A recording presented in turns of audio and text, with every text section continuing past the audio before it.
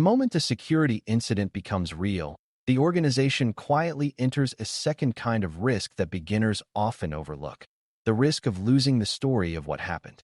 When you lead incident response, IR, you are not only trying to stop harm and restore operations, you are also trying to preserve the facts that allow you to prove what occurred, learn from it, and respond responsibly to legal and business obligations. Evidence preservation is how you protect that truth, and it matters even when you think the incident is small, because small incidents can reveal bigger patterns later. A breach can be contained and still leave unanswered questions that damage trust if you cannot explain the timeline or the scope with confidence. Beginners sometimes treat evidence as something only law enforcement cares about, but evidence is also what your own executives, auditors, insurers, and customers will demand when hard questions appear. Preserving evidence correctly is therefore not a specialty task. It is a leadership responsibility that keeps your response defensible. The phrase chain of custody is the centerpiece of evidence handling, and it describes the documented, verifiable history of evidence from the moment it is collected to the moment it is analyzed and stored. Chain of custody, COC, exists because evidence is only useful if people can trust it, and trust requires knowing who handled it, when they handled it, and whether it was protected from alteration. If you cannot show that evidence was controlled, you may not be able to rely on it to support decisions, disciplinary actions, legal claims, or regulatory reporting. Beginners often imagine chain of custody as complicated paperwork, but at its core it is a simple idea. You are creating an unbroken narrative that the evidence was not tampered with. That narrative can be destroyed by casual behavior, like copying files without documenting it or leaving a laptop with evidence unattended. When leaders take COC seriously, the team learns to treat evidence as an asset with a life cycle, not as random files floating around in email threads. Evidence preservation begins with understanding what counts as evidence, because people often focus only on obvious artifacts like malware files while ignoring the richer sources that explain attacker behavior. Evidence can include logs, alerts, network flow records, system images, memory captures, account activity histories, configuration snapshots, and even records of decisions made during response. It also includes contextual evidence, such as when systems were patched, when a credential was reset, or when a containment change was applied. Beginners sometimes think evidence means a single smoking gun, but most investigations are built from many small signals stitched into a timeline. The goal is not to hoard everything in panic. The goal is to preserve the right sources in a way that maintains integrity and supports later analysis. Leaders should encourage responders to think like historians. What will we wish we had kept when we are trying to explain this later? That mindset prevents the common mistake of focusing only on cleanup while the story evaporates. Logging is the primary way organizations preserve evidence at scale, and forensics readiness starts long before an incident occurs by ensuring logs exist, are meaningful, and are protected. Logging is not just recording events. It is choosing what to record, how long to keep it, and how to make it trustworthy under adversarial conditions. A beginner mistake is assuming systems naturally produce useful logs by default, but defaults often prioritize performance and storage rather than security visibility. Another mistake is keeping logs only on the systems that generate them, because attackers who compromise those systems may delete or alter logs to hide activity. Centralized collection helps, which is why many organizations use a security information and event management (SIEM) platform to aggregate and correlate logs. Leaders should care about the fact that logs are evidence, not just troubleshooting data, and evidence must be protected with access controls, retention rules, and integrity safeguards.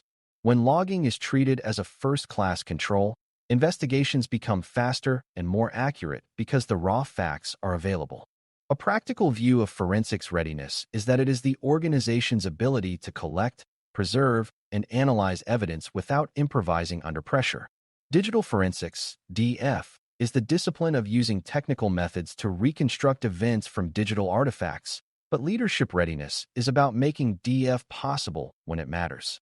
That includes having clear procedures for who collects evidence, how evidence is stored, and how to avoid contaminating artifacts through careless handling. It also includes ensuring that responders have the right access to retrieve logs and snapshots quickly, because delays can allow data to roll off systems or be overwritten. Beginners often assume forensics happens after the incident is over, but in reality, evidence collection frequently occurs during containment and recovery when systems are still unstable.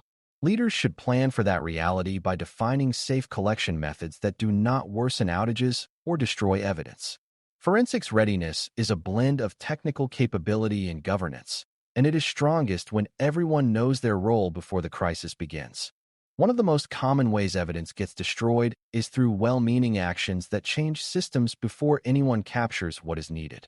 Restarting a machine can wipe volatile data. Applying patches can change artifacts that matter for root cause, and deleting suspicious files can remove the very evidence that shows how compromise occurred. Beginners often feel proud when they quickly remove something that looks malicious, but a fast deletion can replace a solvable investigation with an unsolved mystery. Evidence preservation does not mean you never take action. It means you take action in a sequence that protects the story. Leaders can teach a simple discipline: stabilize, capture, then change. And if you must change immediately for safety, document exactly what you did and why.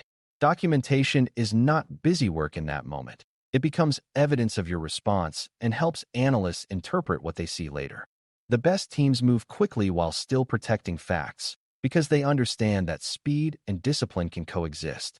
Chain of custody becomes concrete when you think about how evidence is handled like a controlled object, even if it is just a file.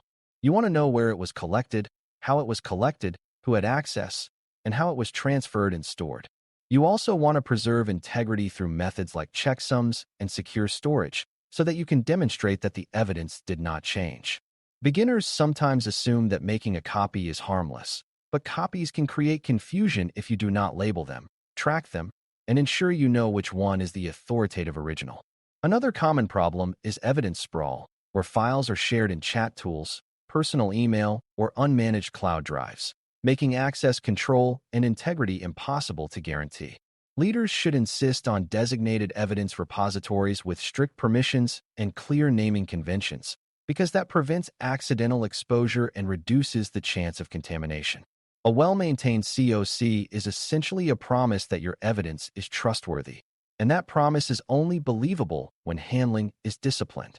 Logging as evidence also requires you to understand time, because forensics is often the art of reconstructing a timeline, and timelines depend on accurate and consistent timestamps. If systems have inconsistent clocks, if time zones are misinterpreted, or if logs are missing key time context, investigators may draw incorrect conclusions about sequence and causality. Beginners sometimes treat time as a detail, but an incident response time is the skeleton that holds all facts together. Leaders should push for time synchronization practices and for logging formats that preserve precise timestamps and source context. They should also ensure that retention policies align with realistic discovery timelines, because many intrusions are not detected immediately.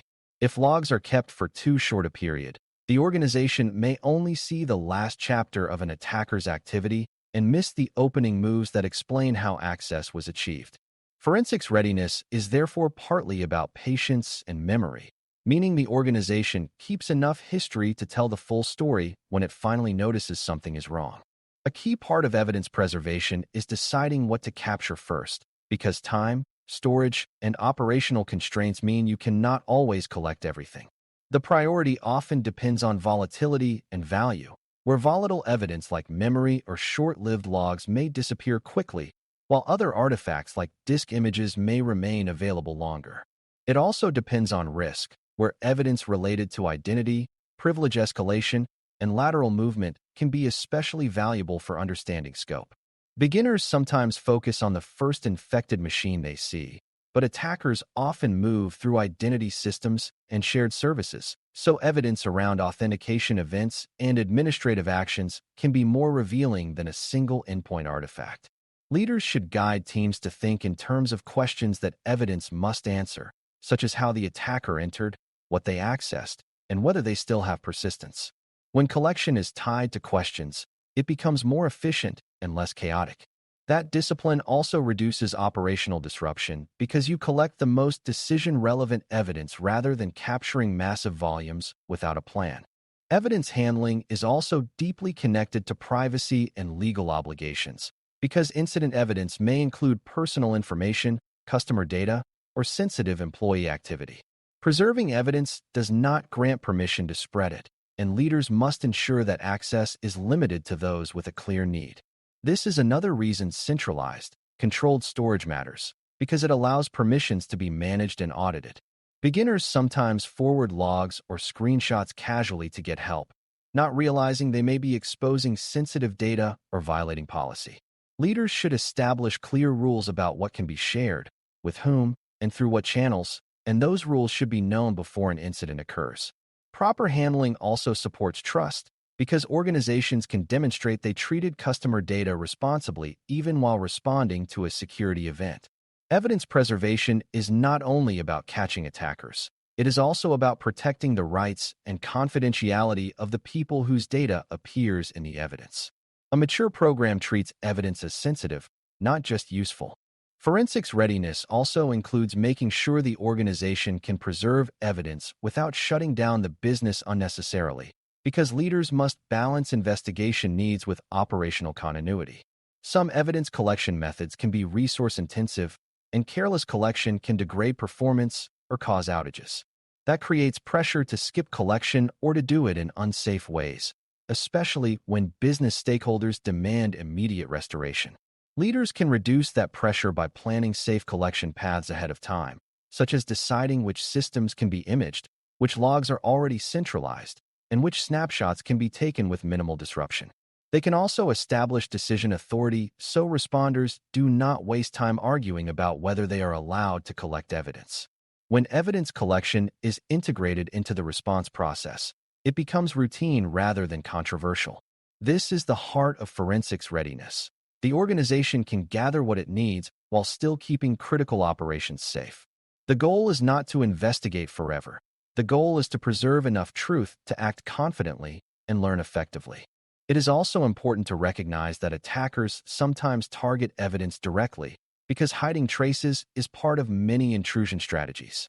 Attackers may delete logs, disable logging services, alter timestamps, or flood logs with noise to obscure meaningful events. They may also compromise accounts that allow them to access log storage or monitoring tools, which can undermine integrity if controls are weak. Leaders should therefore view log protection as part of the threat model, not as an afterthought. That includes restricting who can modify logging configurations, monitoring for changes in logging behavior, and alerting when expected log sources go silent. It also includes protecting evidence repositories so that attackers cannot easily erase their tracks after gaining access. Beginners often assume that if a log exists, it is accurate, but sophisticated adversaries can manipulate logs, and even basic attackers can benefit from careless access controls. Forensics readiness means assuming evidence can be attacked and designing systems to make evidence harder to destroy or alter without detection. Another major part of preserving evidence correctly is preserving the record of your own response actions, because your actions can change the environment and can be scrutinized later. Every containment decision, every account disablement, and every system change becomes part of the incident narrative. If you do not record what you did, analysts may misinterpret artifacts and attribute changes to the attacker rather than to response. Beginners sometimes keep response notes in informal chats, which can become fragmented and unreliable when people join late or when messages scroll away. Leaders should encourage a disciplined timeline practice where key events, decisions, and observations are recorded in a consistent place with timestamps and responsible parties. This timeline is not only for after-action review. It is a live tool that keeps the team oriented and prevents duplicated or conflicting actions. It also supports chain of custody because it documents when evidence was collected and what was done to it. A strong response record is a form of evidence that the organization acted responsibly and methodically. When you connect chain of custody, logging, and forensics readiness, you get a coherent picture of what it means to preserve evidence correctly under real constraints. Chain of custody gives you the discipline to keep evidence trustworthy. Logging gives you the raw facts at scale, and forensics readiness ensures you can collect and interpret those facts without improvisation. The biggest beginner mistakes are acting first and preserving later, treating logs as optional, and letting evidence sprawl into uncontrolled locations. Leaders prevent these mistakes by setting clear roles, approved repositories, protected logging pipelines, and a culture that values truth as much as speed. Evidence preservation is not in conflict with containment and recovery. It strengthens them because good decisions depend on reliable information. The more disciplined you are about preserving evidence, the less you have to guess, and the more confidently you can explain what happened to every stakeholder who will ask. That confidence is a leadership outcome, and it is earned through readiness before the incident, discipline during the incident, and careful stewardship of the story afterward. Thanks for listening. For more audio courses, daily newsletters, and more, please visit BareMetalCyber.com.